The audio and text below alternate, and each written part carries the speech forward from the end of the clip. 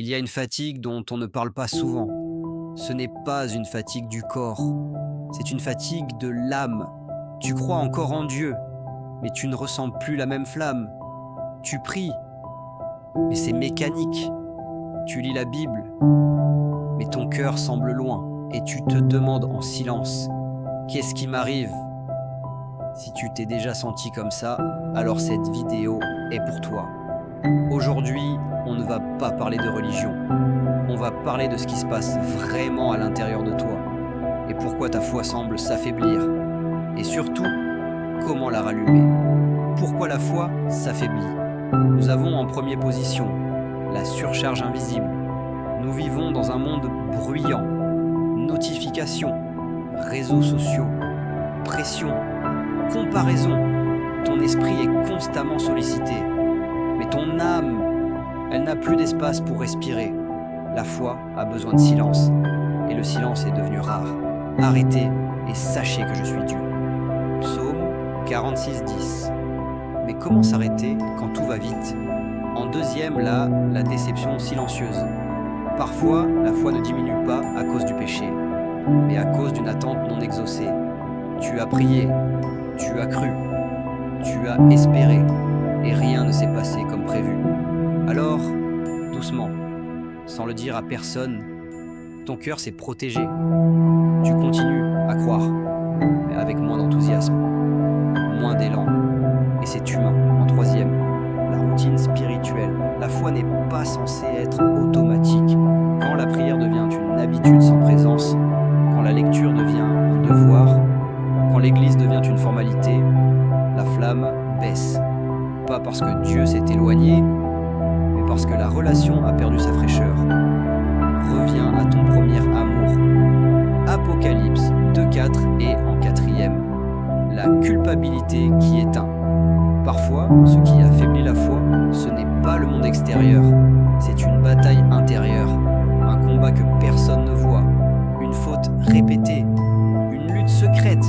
Et au lieu de courir vers Dieu, on s'éloigne par honte. Mais la honte ne vient pas de Dieu, la condamnation ne vient pas de lui. Si ta foi s'est affaiblie, ce n'est pas une fin, c'est un signal. Et dans la prochaine partie, je vais te montrer comment rallumer cette flamme concrètement. Bon, comment rallumer la flamme? Alors si ta foi s'est affaiblie, la bonne nouvelle, c'est qu'elle n'est pas morte. Une braise peut sembler éteinte, mais souffle dessus, et le feu revient. Voici comment rallumer cette flamme. En première position, il faut revenir à la simplicité. Parfois, on complique la foi. On pense qu'il faut prier longtemps, comprendre toute la Bible, être parfait. Mais la foi commence par quelque chose de simple, parler à Dieu honnêtement. Pas une belle prière, pas des mots religieux, juste « Seigneur, je me sens loin, aide-moi ». Approchez-vous de Dieu et il s'approchera de vous. Jacques 4:8. La restauration commence par un pas sincère. En deuxième, il faut réduire le bruit. Tu ne peux pas rallumer une flamme dans une tempête constante. Choisis volontairement des moments de silence. 5 minutes sans téléphone, 5 minutes sans musique, 5 minutes juste pour respirer et dire « Me voici, la présence de Dieu aime le calme ». Même Jésus se retirait dans des lieux isolés. Il se retirait dans les déserts et priait. Luc 5:16. En troisième, il faut nourrir ton esprit correctement. Ce que tu consommes influence ta foi. Si ton esprit est rempli de peur, de polémique, de comparaison, ta foi s'affaiblit.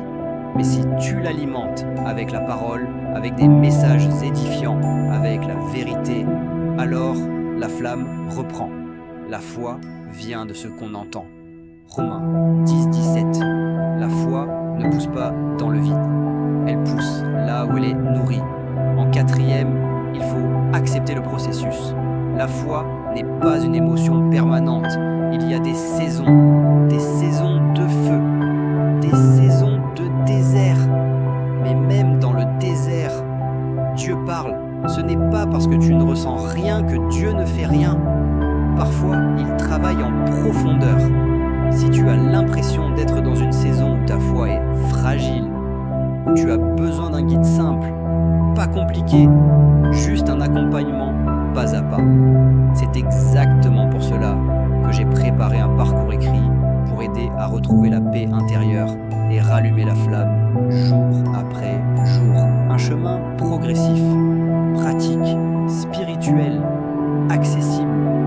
t'explique tout à la fin. Rallumer la foi ne demande pas d'être parfait, ça demande d'être disponible.